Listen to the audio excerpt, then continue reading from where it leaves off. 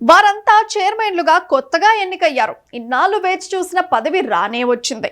ఇక తమకు తిరుగులేదన్న రేంజ్ లో ఉన్నారట. అధికార హోదా కోసం ఆరాట పడుతున్నారట. అందుకోసం ఇప్పుడు తమ కోరికల చిట్టాను బయట పెడుతున్నారట. దీంతో వ్యవహారం ఇప్పుడు తెలంగాణలో హాట్ టాపిక్ గా మారింది.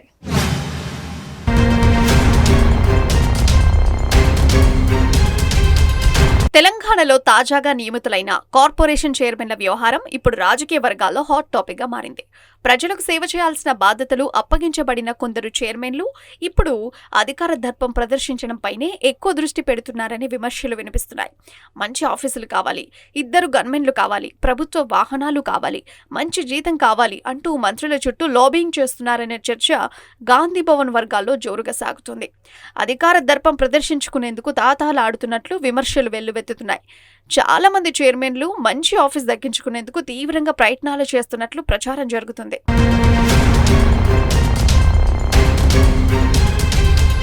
తాజాగా నామినేటెడ్ పదవులు దక్కించుకున్న చైర్మన్లు అధికారం దర్పాన్ని ప్రదర్శించే ఆరాట పడుతున్నట్టు గాంధీభవన్ వర్గాల్లో డిస్కషన్ జరుగుతుంది. మంచి ఏరియాలో ఆఫీస్, వెనకాల గన్మెన్లుంటే తమను కలిసేందుకు వచ్చే కార్యకర్తల ముందు హుందాగా వ్యవహరించొచ్చని భావిస్తున్నట్టు తెలిసింది. మెజార్టీ కార్పొరేషన్లు కొత్తగా ఏర్పాటవ్వగా ఎక్కువ కార్పొరేషన్లు బీసీ సంక్షేమ శాఖ పరిధిలోకి వస్తున్నాయి.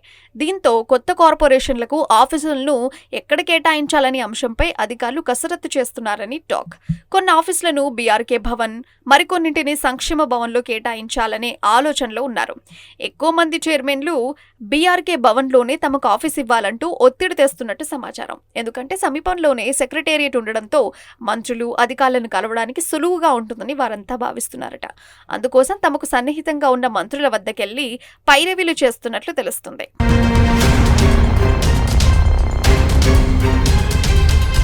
ముందు ఆఫీసు, ఆ తర్వాత గన్మెన్లను ఇప్పించాలని కోరుతున్న చైర్మన్లు మంచి జీతం సైతం ఇప్పించాలని మంత్రులపై ఒత్తిడి పెంచుతున్నట్లు తెలిసిందే.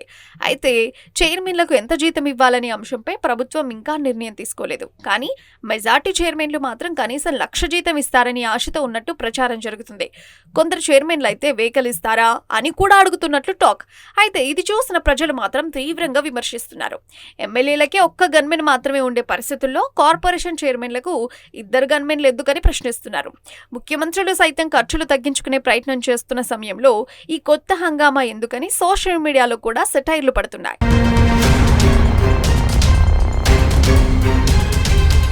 ప్రజల పన్నుల డబ్బుతోనే ప్రభుత్వ వాహనాలు, ఇంధనం, భద్రతా సిబ్బంది, కార్యాలయాల నిర్వహణ జరుగుతుందని గుర్తు చేస్తూ సేవ చేయాల్సిన స్థానాల్లో ఉన్నవారు అధికార ఆర్భాటం కోసం పోటీ పడటం సరైంది కాదని పలువురు అభిప్రాయపడుతున్నారు.